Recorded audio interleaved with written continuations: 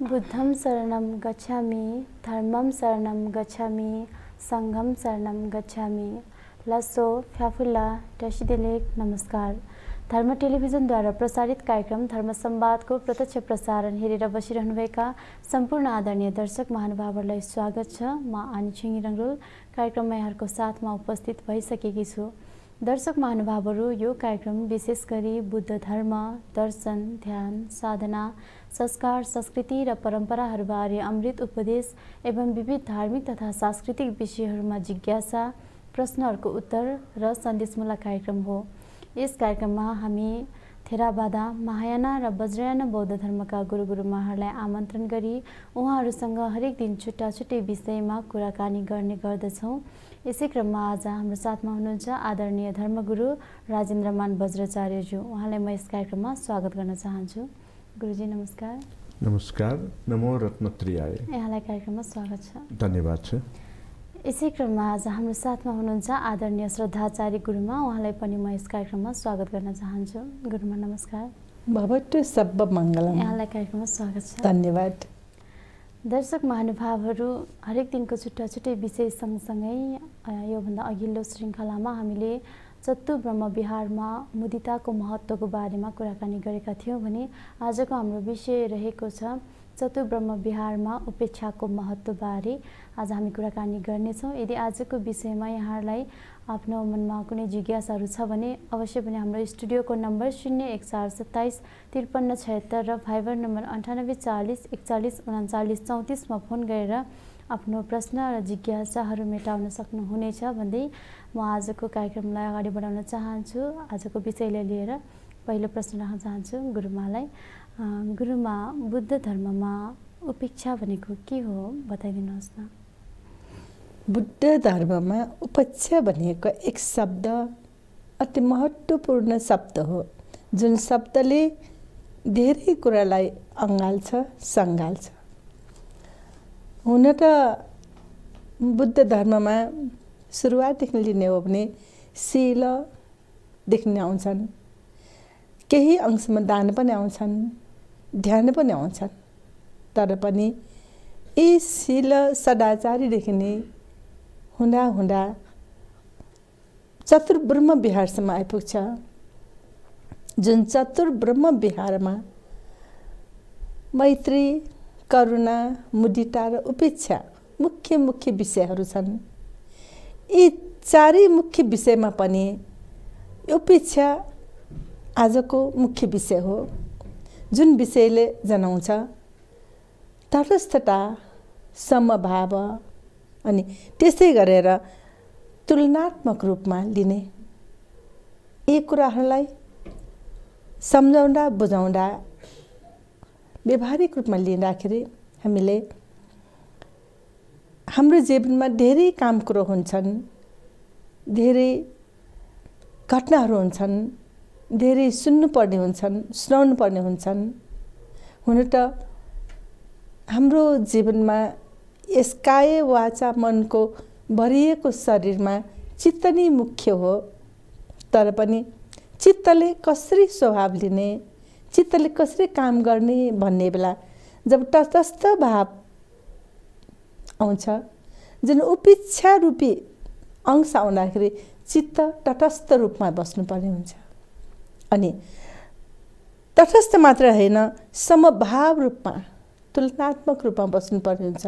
आफूले जुन सुने पनि, जुन देखे पनि उसलाई कुनै पनि प्रतिक्रिया नजानिकन, कुनै पनि भाव नदर्शाइकन उसले चित्तलाई नै भनौँ न, चञ्चल चित्तलाई पनि ताला मारी भनौँ न, साँझ मारेर बन्धनमा राख्छ, उफ्रिन दिँदैन।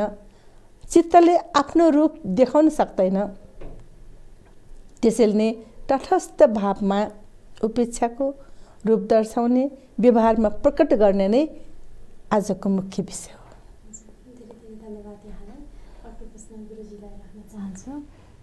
गुरुजी, उपेक्षा र चतुर्ब्रह्म विहारलाई, यिनीहरूको सम्बन्धलाई कसरी बुझ्न सकिन्छ बताइदिनुहोस् न। उपेक्षा र चतुर्ब्रह्म विहारको सम्बन्ध जुन गुरुमाको शब्दलाई म साप लिन्छु, यो नङ र मासु जस्तै हो। अब अर्को शब्दमा भन्ने हो भने चट्टु ब्रह्म विहारका 4 महत्त्वपूर्ण अङ्गहरू मैत्री, करुणा, मुदिता र उपेक्षा। यो मध्ये हेर्दाखेरि 4औं नम्बरमा परेको छ उपेक्षा।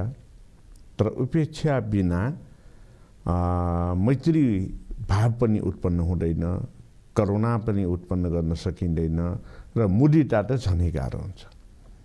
किन भन्दाखेरि उपेक्षा भनेको आफूले आफूलाई अरूको निमित्त त्याग गर्ने हो। जब आफूमा त्याग भावना उत्पन्न हुन्छ तब अरूलाई हामीले मैत्री भाव दिन सकिन्छ, अरूको दुःखमा करुणा भाव जगाएर अरूलाई मद्दत गर्न सकिन्छ र अनि आफूले मात्र होइन अरूले पनि समान रूपमा अर्थात् चाहिँ भोकाएको छ भने त्यो व्यक्तिले पूर्ण रूपमा पेट भर्ने गरेर खान पाउने भावना हामीले राख्न सक्छ। अब त्यसको लागि कसरी भावना राख्न सकिन्छ भन्दाखेरि जो भोकाएको व्यक्ति छ उसँग त खानेकुरा के पनि छैन, त्यो बेलामा आफूले आफ्नो निमित्त छुट्याएको खाना त्याग गरेर त्यो भोकाएको व्यक्ति अर्को व्यक्तिलाई दिन सक्ने क्षमतावान बनाउनु भनेको नै उपेक्षा हो। किन भन्दाखेरि उपेक्षाको पर्याय अथवा अर्को शब्दमा त्याग के को लागि भन्दाखेरि त्यो अर्को व्यक्तिको पेट भरोस्, अर्को व्यक्तिको भोक मेटोस् भनेर अपेक्षा गरेर आफूले आफैलाई उपेक्षा गर्ने, अरूको राम्रोको हामीले चाहिँ अपेक्षा गर्ने हो। त्यसकारणले चतु ब्रह्म विहारमा 4वटा अङ्ग मैत्री, करुणा, मुदिता र उपेक्षामा बराबर रूपमा चतु ब्रह्म विहारलाई सफल पार्न मद्दत गर्छ भने, तर 3वटा अङ्ग मैत्री, करुणा र मुदितालाई सफलतापूर्णमा चाहिँ पुर्याउनको निमित्त उपेक्षा, त्यो पनि अपेक्षित उपेक्षाको सबैभन्दा महत्त्वपूर्ण योगदान रहेको हुन्छ। धेरै धेरै धन्यवाद। यसै क्रममा हजुरलाई अर्को प्रश्न पनि जोड्न चाहे। चतुर्ब्रह्म विहारमा उपेक्षा र अपेक्षालाई कसरी बुझ्न सकिन्छ? चतुर्ब्रह्म विहारमा उपेक्षा र अपेक्षालाई मैले अहिले भर्खर जाने भन्दाखेरि नि भने, मैले त्याग गर्ने बेलामा त्यो त्याग भनेको नै आफूले आफैलाई उपेक्षा गर्नु हो। के को निमित्त भन्दाखेरि अरूको हितको निमित्त। त्यसकारणले अपेक्षा र उपेक्षा भनेको शब्दार्थमा यो ठिक विपरीत हो। शब्दार्थमा विपरीत भए पनि आफूले अपेक्षा के को लागि गर्नु पर्यो भने अरूको राम्रोको निमित्त, अरूको राम्रोको निमित्त अपेक्षा गर्नको निमित्त आफूलाई त्यहाँ उपेक्षित ल्याउनु पर्यो। अथवा मैले खान लागेको भाग छ भने त्यहाँ भोकाएको आयो भने उसलाई दिनको निमित्त मैले त्याग गर्न सक्नु पर्यो। मलाई जतिसुकै गाली गरेर जन कोही पनि व्यक्ति आयो भने पनि मैले मिठास भावना जन हाँसी सुनेर त्यसपछि चाहिँ त्यो व्यक्तिलाई जसरी हामीले भित्तामा फुटबललाई चाहिँ ठोकायो भने त्यो फुटबल के हुन्छ? आफैलाई आउँछ भने जस्तै भित्तामा आफूले हान्यो भने भित्तालाई चाहिँ दुख्दैन, दुख्ने त मलाई नै हो। त्यसकारणले मलाई एकदम गाली गरेर सरापेर कोही व्यक्ति आयो भने सुनिराख्यो। के को निमित्त मैले सुनेर चाहिँ जतिसुकै गाली गरे पनि मैले चाहिँ त्यो गालीको शब्दलाई उपेक्षा गरेँ भन्दाखेरि अब गाली गर्ने शब्द उसँग सकिन्छ भन्ने अपेक्षा राख्दै सकेपछि ऊ थाकेर अनि चाहिँ मान अथवा मसँग सोध्नुपर्ने कुरा सोध्छ भनेर। अब यही कुरामा सन्दर्भ मेरो आफ्नै जीवनकालको म चाहिँ गर्न चाहन्छु। मेरो अफिसमा अनावश्यक झन्झटहरू अफिसको चाहिँ इन्भाइरोमेन्टले दिइराखेको थियो, अझ स्पेसियल्ली अफिस सञ्चालन गर्ने मुख्य व्यक्तिले नै। जति भने पनि मैले बोल्दैन, आफ्नै धुनमा चाहिँ आफ्नो काम गर्नुपर्ने गरिराखेँ। पछि चाहिँ 5-7 मिनट अझ चाहिँ 10 मिनट पनि नाग्यो होला, उसलाई दिक्क लागेर चाहिँ के भन्यो भन्दाखेरि, के हो राइनजी तपाईँ चाहिँ मान्छे हो कि ढुङ्गा हो भनेर भन्यो कि। अनि त्यसपछि मैले भने किन र सर भनेर भने, मैले कति कुरा गरिसकेँ, कति सुनाइसकेँ तपाईँलाई, केही लाग्दैन भनेर भन्यो। अनि मैले के भने, म एकजना बुद्धिस्ट हो, बौद्ध हो।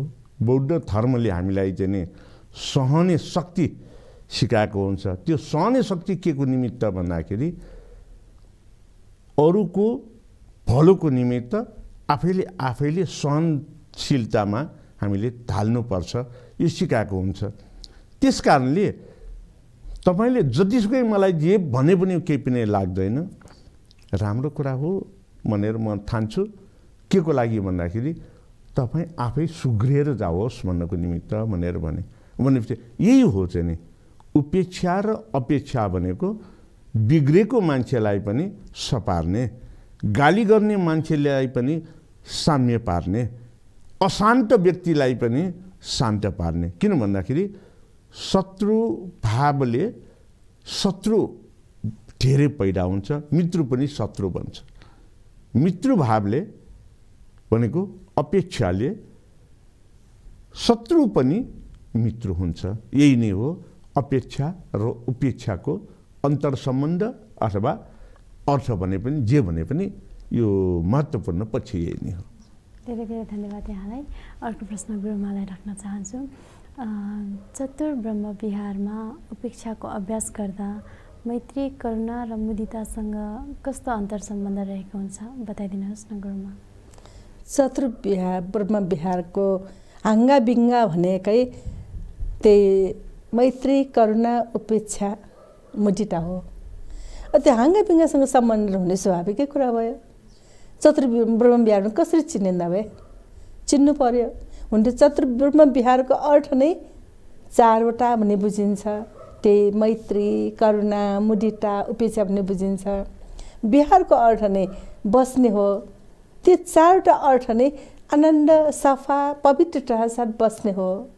यी बस्नमा पनि यिनीहरूको एक आपसमा सम्बन्ध भनेकै कस्तो हुन्छ भने जस्तै हाम्रो एक दिन भन्यो। एक दिन भने कसरी चिन्ने? बिहान भयो, दिउँसो भयो, साँझ भयो, राति भयो, बस त्यो जम्मै गरेर एक दिन आजको बित्यो। बिहान नआइकन दिउँसो आउँदैन, दिउँसो नआइकन साँझ आउँदैन, साँझ नआइकन रात आउँदैन, बस। अनि अर्को दिन आयो भने चाहिँ यो चतुर ब्रह्म विहारको मैत्री, करुणा, मुदिता, उपेक्षा पनि यस्तै हो। यस अन्तर्गत एक आपसमा सम्बन्ध सर्वप्रथम त मैत्रीपूर्वक हेर्नु सक्नु पर्यो। हामीले मान्छेमा रिस त नहोला, रिस हुन्छ, विभिन्न स्वभावको हुन्छ। कोही कस्तो रिस, कोही कस्तो रिस। मौका पार्यो भने मान्छेले त आफूले हेप्न सक्नेलाई रिसै नउठे पनि हेपेर फुटबल बङ्ग हान्न बेर छैन। अनि आफूले मौका नपरेको, आफूले भन्न नमिल्नेहरूलाई उसले जे भने पनि सहेर बस्ने छ। यो समाजमा जहाँ पनि घरदेखि लिएर, दैलोदेखि लिएर, अफिसदेखि लिएर मठ मन्दिरसम्म यो छ, नभएको होइन। त्यो सहने मान्छेको भरमा पर्छ। जस्तै अघि गुरुजीले मैले सहे भन्ने जस्तै सहने मान्छेको भरमा पर्छ। तर पनि उपेक्षा अर्कै स्वभावको। उपेक्षाको स्वाभाविक छ भने तिमीले जे भनौ, जे गर्नु मैले सहेर बस्छु। सहनु किन त? त्यो मौकाको लागि। सहनु किन त? त्यो कारण देखाउनको लागि। सहनु किन त? त्यही कामको लागि। मुख्यतया त उपेक्षामा कर्म नै सम्पत्ति हो भन्छन्, होइन? अनि त्यसै अन्तर्गत कर्म जब सम्पत्ति भएपछि उसले त्यहाँ के हुनु पर्यो? राम्रो काम त गर्नै पर्यो, नभए त पुण्य र पाप पनि हुँदैन। पुण्य चाहियो कि पाप चाहियो भने पुण्य चाहियो भने राम्रो काम गर्नु, पाप चाहिँ नराम्रो काम गर्नु, तर सम्पत्ति आफ्नै हो उसको। त्यसको सिलसिलामा हाम्रो समाजमा प्रिय अप्रिय, नाटावाद, कृपावाद भन्छन् नि, आफ्नो उसको हरेक छल कपटहरू दलदलले भरेको समाज त हो हैन। यो 60 सालमा के छैन र, जे पनि छ, तर पनि यहाँ मुख्यतया करुणा, मैत्री, मुदिता, उपेक्षाले बास गरेको छ। जहाँ यसले बास गर्छ त्यहाँ स्वतन्त्र साथको सुख हुन्छ। जहाँ यसले बास गर्दैन त्यहाँ नाटकीय सुख हुन्छ। किनभने नि उसले भन्छ कि उसले गर्ला कि भनेर नाटक खेल्दाखेरि कसैको दबाबमा, कसैको सहारामा, कसैको इसारामा बाध्यवश चल्दै कर्म त्यहाँ अकर्म बन्न जान्छ। त्यसैले उपेक्षाले एउटै मात्रै सिकाउँछ कि तिमी अकर्म नबन, सकर्म बन। सकर्म बनलाई सबभन्दा पहिले सहेर बस भनेर सिकाउँछ। अनि सहेर बसेपछि त्यहाँ न त नाटावाद भयो, न त कृपावाद भयो, न नचाहिने काम गर्यो। आफ्नो जुन चाहिने दान, शील, भावना अन्तर्गतको, मैत्री, करुणा अन्तर्गतको काम हुन जान्छ। जस्तै भन्छ नि, हिजो हामीले भनेको थिएँ, एकमात्र तराजु, एकमात्र न्याय। तराजुले आफ्नो सिम्बल दिइहाल्छ। तराजुले घडीको सिम्बल दिँदैन के अरे, तराजुले आफ्नै चिन्हको सिम्बल दिन्छ। जुन न्यायको कुरो, यो उपेक्षाले पनि आफ्नै रूपको सिम्बल सधैँ दिइराखेको हुन्छ। जो जतिसुकै ठाउँमा होस् उसले आफ्नो ठाउँ देखाउँछ। त्यसैको सिलसिलामा, त्यसैको शिक्षामा हामी गयौँ भने हामीले पनि ज्ञान पाउँछ। यसले हुँदा हुँदा पुण्य पाउँछ, कर्म संस्कार राम्रो हुन्छ। अनि कर्म नै सम्पत्ति हो भनेर आफ्नो राम्रो कर्म सम्पत्ति बनाउन सकिन्छ। यो नदेख्ने रूपमा शिक्षा पाउने एकमात्र महत्त्वपूर्ण कुरो हो। धन्यवाद यहाँलाई। अर्को प्रश्न गुरुजीलाई राख्न चाहन्छु। गुरुजी, चतुर्ब्रह्म विहारमा उपेक्षाको महत्त्वबारे धेरै कुरा यहाँले जानकारी गराइसक्नुभयो, गुरुमाले पनि यहाँले पनि। यस विषयमा अझै केही जानकारी गराइदिनुहोस् न। चतुर्ब्रह्म विहारमा उपेक्षाको जानकारी जहाँ जसरी जति दिए पनि त्यो कमी नै हुने गर्दछ। अब अहिलेसम्म हामीले धेरै कुरा त चाहिँ ल्याइसक्यौँ, तर के भन्दाखेरि उपेक्षा र चतुर्ब्रह्म विहारमा जुन अघि मैले चाहिँ व्यक्त गरेँ, सहेर बसेको कुरा, सहँदाखेरि अर्को त्यो हेप्ने वा चाहिँ जथाभावी बोल्ने अथवा चाहिँ उस्काउन खोज्ने व्यक्ति थाक्छन्। यो भनेको मैले सहेर बसेँ भनेको के भयो भन्दाखेरि हिजो अस्तिको श्रृङ्खलामा मैले धेरै के व्यक्त गर्ने गरेको छु भन्दाखेरि गुरु बन्न सजिलो, चेला बन्न गाह्रो हो भनेर। सहेर बस्नु भनेको त्यो चेला बनेको हो वास्तवमा। अब अपेक्षा, उपेक्षा र चतुर्ब्रह्म विहारमा एकपटक वज्रयान बौद्ध परम्परा अनुसार, प्रचलन अनुसार अझ भन्यो भने गुरु वज्र सत्वको भूमिकामा गुरु भएर रहँदाखेरि कसरी उपेक्षा, अपेक्षा र चतुर्ब्रह्म विहारमा हामी अग्रसर हुने गर्छ त, गर्नुपर्छ त, त्यो मुख्य सफलताको सिँढी पनि हो भन्ने सन्दर्भमा कोही पनि यजमानहरू गुरुजू म कहाँ एउटा यस्तो पूजा गर्नु पर्यो, आउनु पर्यो भनेर बोलाउन आयो भने त्यो अवस्थामा म जतिसुकै नसक्ने अवस्थामा भए तापनि, समयले नभ्याउने अवस्थामा भए तापनि वज्रसत्व गुरुको भूमिकामा रहँदाखेरि हामी के भन्ने गर्छौँ, के गर्ने गर्छौँ भन्दाखेरि हुन्छ के गर्न लागेको, कहिले म तिम्रो इच्छा पुरा गरिदिन्छु भनेर लागि पर्ने हुन्छ। आफू अशक्त भइराखेको हुन्छ कहिलेकाहीँ। त्यो बेलामा आउने यजमानको इच्छा पुरा गर्न हामी सक्रिय हुन्छौँ। आफूले सकेन भने, आफू जानै सकेन, आफूले त्यो काम गर्नै सकेन भने कोही अर्को गुरुलाई पठाएर भए पनि त्यो यजमानको अपेक्षा कार्य सफल गर्ने, पूजा गर्ने अपेक्षालाई हामीले पुरा गरिदिन्छौँ। आफू जतिसुकै व्यस्त भए पनि त्यो आफूलाई उपेक्षित गरेर यो गुरु बनेर गर्ने यजमानको इच्छा चाहिँ पुरा गर्ने हो। अब अझ भन्ने हो भने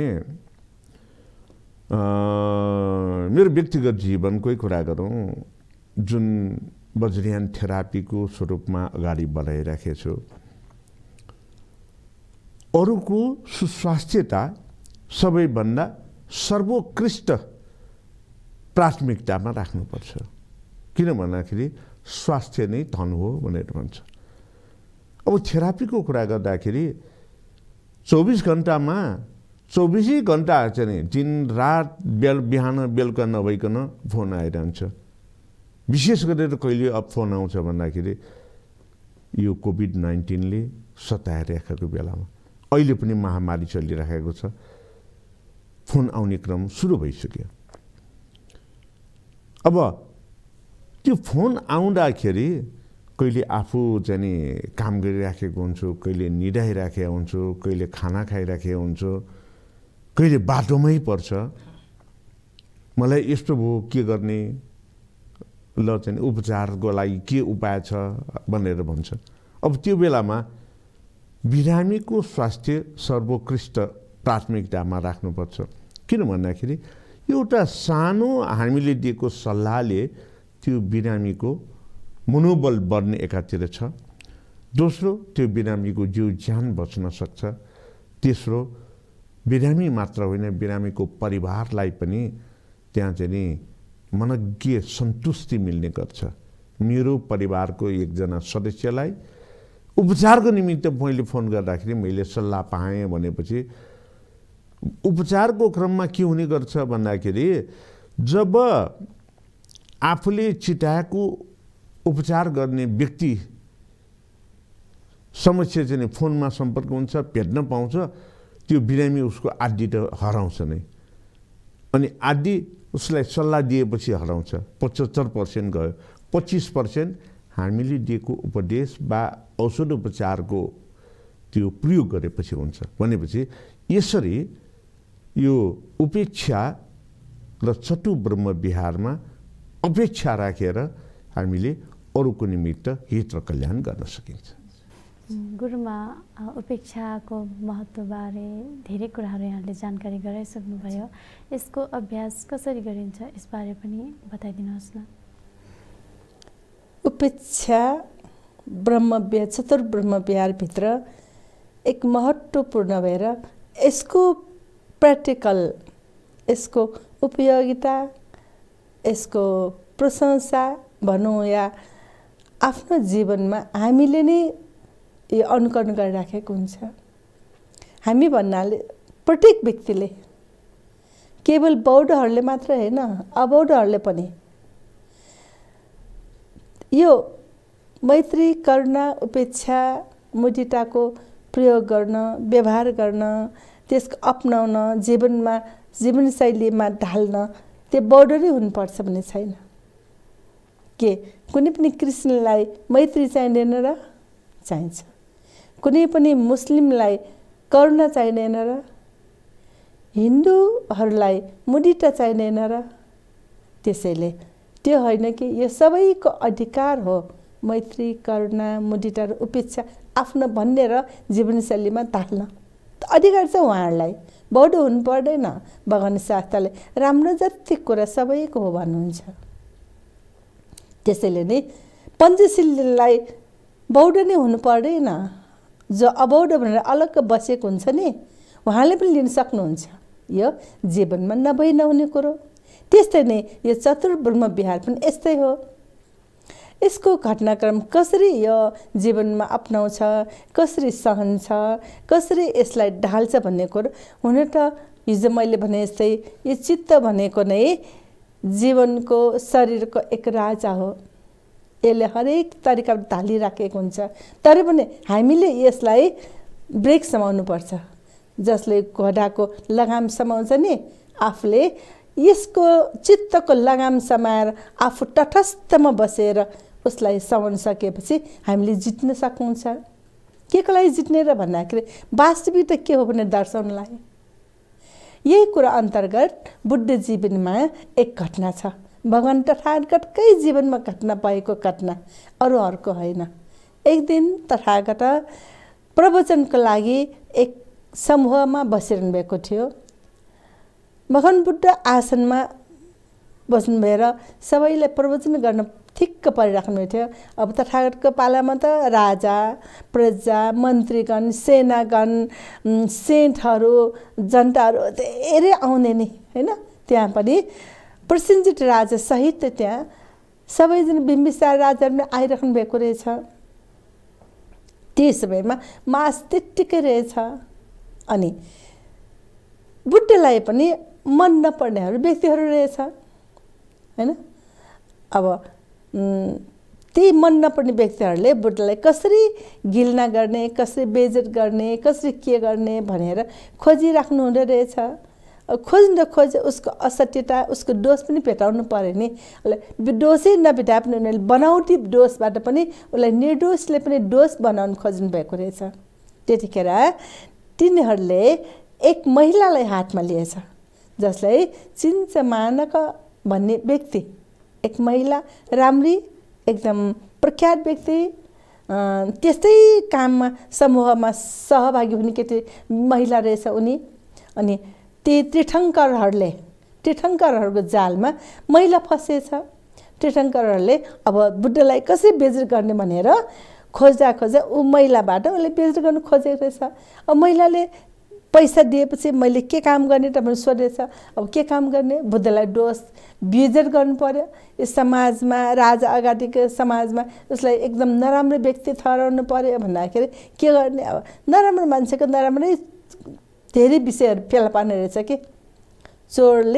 चोरलाई कसरी ताला फोड्ने, कसरी काट्ने, कसरी झ्यालबाट चढ्ने, कसरी भित्र गएर के चोर्ने भन्ने उनीहरूको फर्मुला भए जस्तै त्यहाँ पनि तीर्थङ्करले उनीहरूलाई, त्यो महिलालाई, चिन्चमानेकोलाई सल्लाह दिएछ, काम दिएछ। कस्तो काम दिएछ भने अब बुद्धलाई साँच्चै कि यस्तो मासमा बेचेको सानोतिनो कुराले हुँदैन।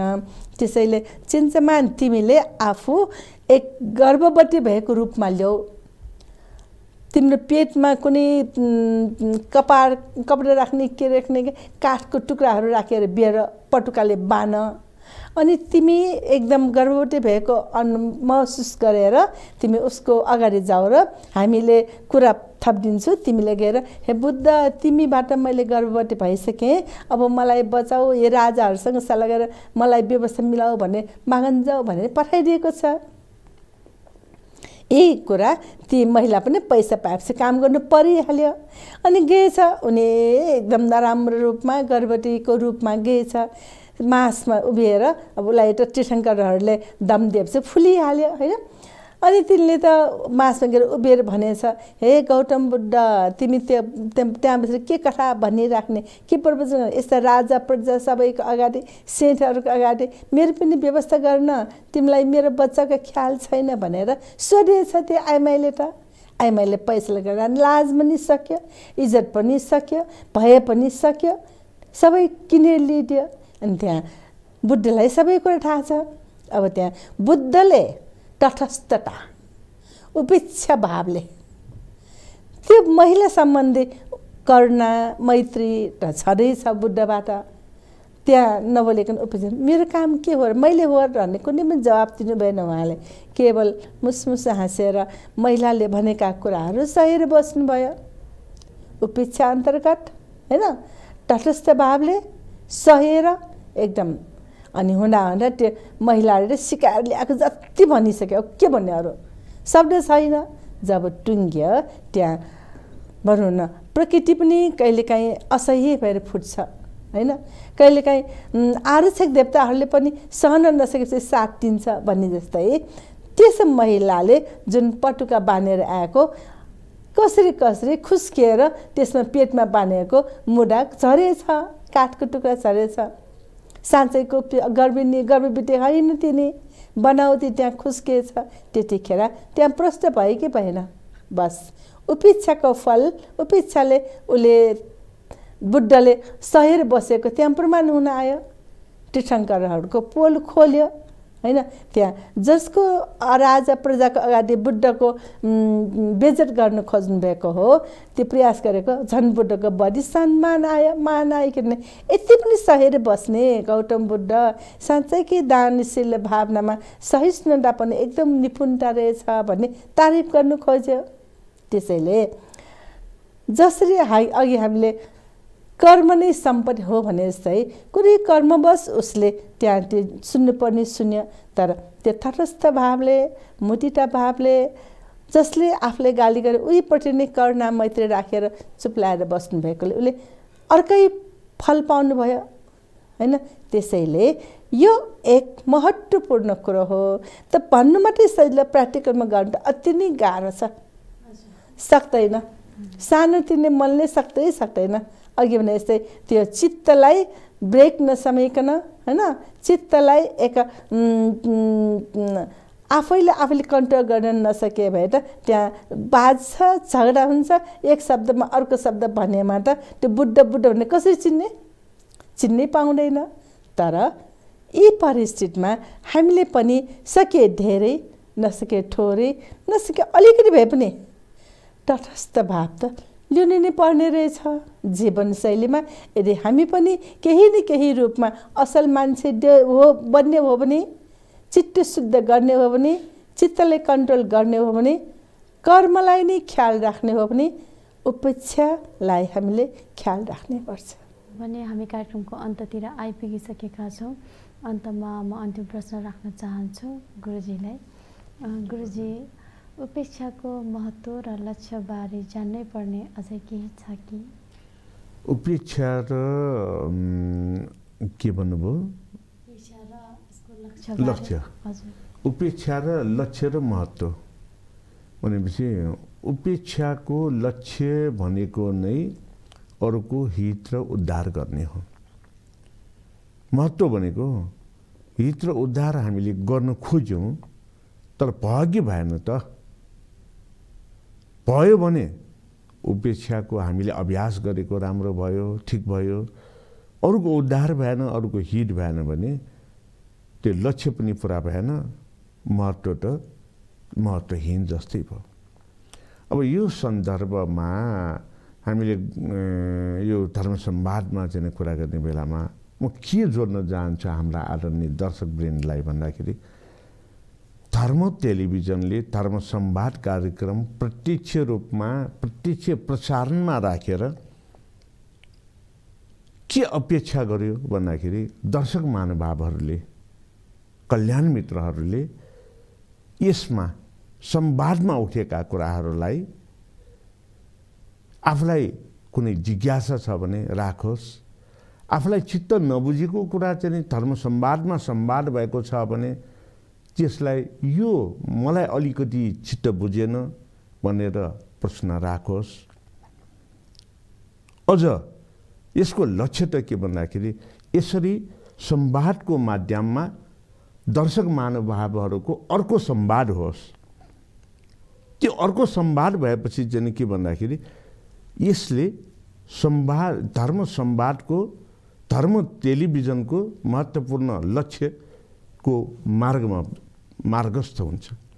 जब यो संवादभित्र दर्शक महानुभावहरूको प्रश्न, जिज्ञासा र संवाद हुन्छ र उहाँहरूको इच्छा हामीले पुरा गरिदिन सक्यो भने यो धर्म संवाद कार्यक्रम र धर्म टेलिभिजनको लक्ष्य महत्त्वपूर्ण रूपमा पुरा भएको ठानिन्छ। तर यो चाहिँ अहिलेसम्म कोही पनि दर्शक महानुभावहरूले जिज्ञासा नराखिकन खालि सुनेर मात्रै बस्नु भएको जस्तो लाग्यो। यसले गर्दाखेरि के भन्दाखेरि यो अपेक्षित उपेक्षा पुरा भएन। अपेक्षित उपेक्षा पुरा भएन भनेर सिधा भन्दाखेरि यो निराश हुनुपर्ने पनि छैन। यसले एउटा चाहिँ अर्को यो चाहिँ अपेक्षा के गरिएको छ भन्दाखेरि हाम्रा आदरणीय दर्शक महानुभावहरूलाई जागरुक बनाउने एउटा हौसला चाहिँ मिलोस् भनेर हो। त्यसकारणले के भन्दाखेरि हामीले अब बुद्धकालीन घटनाको त चाहिँ उपेक्षाको महत्त्व, उपेक्षाको चाहिँ लक्ष्य उपेक्षाको अभ्यास बारेमा अघि गुरुमाले चाहिँ जुन उदाहरणसहित कथासहित प्रस्तुत गर्नुभयो। अब बुद्धकालीन घटनामा हामीले यी अपेक्षित उपेक्षाको कुरा गर्ने हो भने देवदत्तले धेरै प्रयास गरेर सँग भेट गर्न खोज्यो, शाक्यमुनि बुद्धलाई मार्न नै खोज्यो तथा नाम चाहिँ आरोप लगायो। तर पनि शाक्यमुनि बुद्धले अपेक्षा के राख्यो भने देवदत्त अज्ञानी छ, महत्त्वाकांक्षी छ। यस्तो अज्ञानी महत्त्वाकांक्षीलाई सुधार गर्नुपर्छ भनेर अपेक्षा राखेर सहँदै धेरै सहेरको भनेको अपेक्षा राख्यो। के को लागि भन्दाखेरि देवदत्त सुधारियोस्, राम्रो होस् भनेर। देवदत्त कहिले सुध्रियो त भन्दाखेरि जब मृत्यु शय्यामा पुग्ने बेलामा बुद्धं शरणं गच्छामि, धर्मं शरणं गच्छामि, सङ्घं शरणं गच्छामि भनेर त्यो बेलामा मात्रै देवदत्त सुध्रियो। अर्को जन्ममा त अब अन्तिम क्षणमा राम्रो कुरामा यो त्रिरत्नको शरणमा गएकोले पक्कै पनि देवदत्त त्यो पछिको जन्ममा सुध्रियो, राम्रो चाहिँ भयो। यहाँ चाहिँ अपेक्षित उपेक्षा त्यो अन्तिम क्षणमा भए पुरा भयो। त्यसै गरेर आनन्द भन्तेको सन्दर्भमा पनि शाक्यमुनि बुद्ध अन्तिम क्षणमा पुगेको बेलामा अर्थात् महापरिनिर्वाण हुने बेलामा आयु संस्कार गर्न सकिन्छ बुद्धत्व प्राप्त गरिसकेको कारणले। अब फेरि मबाट धर्म देशनाहरू चाहिँ उपदेशहरू सुन्न बाँकी छ भने म आयु संस्कार गर्छु भनेर भन्दाखेरि त्यहाँ अदेशना के पनि भएन। अझ उल्टो आनन्द भन्देबाट के भयो भन्दाखेरि एक किसिमले उपेक्षा भयो। के उपेक्षा भयो भन्दाखेरि बुद्धत्व प्राप्त गरेर महानिर्वाण पछि हामीले गुरु कसलाई स्थापना गर्ने, पार्थिव शरीरलाई कसरी व्यवस्थापन गर्ने भनेर आनन्द भन्तेले भन्नुभयो। अब यसो भनेपछि शाक्यमुनि बुद्धले आफूलाई उपेक्षा गरेर आनन्द भन्तेको अपेक्षा अथवा जिज्ञासालाई अन्तिम वाक्यको रूपमा भन्नुपर्छ। गुरु भन्ने कुरा त्यही हो जुन बेलामा मैले दिएका राम्रा धर्मदेशनाहरू, व्यावहारिक जीवनमा आवश्यक धर्मदेशनाहरू, दुःखबाट मुक्त भएर पुनः जन्म लिनु नपर्ने धर्मदेशनाहरू कसैले आफ्नो चित्तमा लिएर त्यसलाई अभ्यास गर्यो भने त्यही गुरु हो। त्यही नै म सधैँ चाहिँ तिमीहरूको साथमा हुन्छु। होइन धर्मदेशनामा उठेका राम्रा कुराहरू पनि लिएन भने, धारणा गरेन भने अहिले हामी सँगै छौँ, सँगै भएर पनि म तिमीहरूको कसैको पनि साथमा छैन भनेर भन्नुभयो। त्यस कारणले अपेक्षित उपेक्षाको अभ्यास भनेको यसरी सहेर गरिन्छ। अपेक्षित उपेक्षाको महत्त्व भनेको अरूलाई झन्झनी गहनतम उदाहरणहरू दिएर बुझाउन सक्ने प्रयास गरिन्छ। यही सिलसिलामा मैले हाम्रा आदरणीय दर्शकवृन्दहरूलाई के आग्रह अथवा अनुरोध गर्न चाहन्छु भन्दाखेरि धर्म संवादमा उठेका कुराहरू, धर्म संवादले प्रयास गरेका कुराहरू, धर्म टेलिभिजनको उद्देश्य र लक्ष्यलाई पुरा गर्नको निमित्त तपाईहरूले बिना हिचकिचाहट प्रश्न राखेर, जिज्ञासा राखेर, अब कुनै प्रश्न वा जिज्ञासा चाहिँ राख्ने भनेको यहाँ संवादमा उठेका कुराहरू नै पर्छ भन्ने छैन। तपाईहरूलाई बौद्ध धर्म सम्बन्धी कुनै जान्न चाहेको विषय छ भने पनि हाम्रा आनीले चाहिँ नि जुन प्रसारणमा र यो प्रत्यक्ष प्रसारण भइराख्दाखेरि दिएको टेलिफोन र फाइबर नम्बरमा सम्पर्क गरेर तपाईँले जिज्ञासा राखेको खण्डमा त्यो जिज्ञासा परिपूर्ति गरेर यो अपेक्षित उपेक्षा मा हामी सदाचारी गुरुमा अनि प्रश्न सोध्ने हाम्रा आने र म स्वयं पनि तत्पर छु भन्ने जानकारी दिन चाहन्छु। धन्यवाद पनि। धेरै धेरै धन्यवाद यहाँलाई। दर्शक महानुभावहरू, आजको हाम्रो कार्यक्रमको समय सकिएको जानकारी यहाँहरू सामु गराउँदै म फेरि पनि हाम्रो गुरुजीले अघि भन्नुभएको कुरालाई दोहोऱ्याउन चाहे। यदि यहाँहरूले आफ्नो मनमा कुनै पनि जिज्ञासाहरू छ भने अवश्य पनि मैले अघि नै बताइसकेँ। हाम्रो स्टुडियोको नम्बर 01427 5376 र भाइबर नम्बर 9840 41 39 34 मा फोन गरेर आफ्नो जिज्ञासाहरू प्रश्नहरू हाम्रो गुरुजी र गुरुमालाई राख्न सक्नुहुनेछ। यसबाट यहाँहरूले धेरै ज्ञानहरू सिक्न सक्नुहुनेछ भन्ने जानकारी यहाँहरू सामु गराउँदै यति बेलासम्म कार्यक्रममा साथ दिनुभएकोमा हाम्रो आदरणीय धर्मगुरु राजेन्द्रमान वज्राचार्यज्यू र आदरणीय श्रद्धाचार्य गुरुमालाई धेरै धेरै धन्यवाद दिँदै प्राविधिकबाट साथ दिनुहुने प्राविधिक मित्रहरूलाई पनि धेरै धेरै धन्यवाद र यति बेलासम्म धर्म संवादको प्रत्यक्ष प्रसारण हेरेर साथ दिनुहुने हाम्रा सम्पूर्ण आदरणीय दर्शक महानुभावहरूलाई पनि धेरै धेरै धन्यवाद दिँदै आजको कार्यक्रमबाट म लगायत हाम्रा सम्पूर्ण टिम बिदा हुन चाहन्छौँ। भवतु सर्वमङ्गलम। सबैको हित र उद्धारको निमित्त हामी कल्याण मित्रको भूमिका निभाउन चाहन्छु। भवतु सर्वमङ्गलम।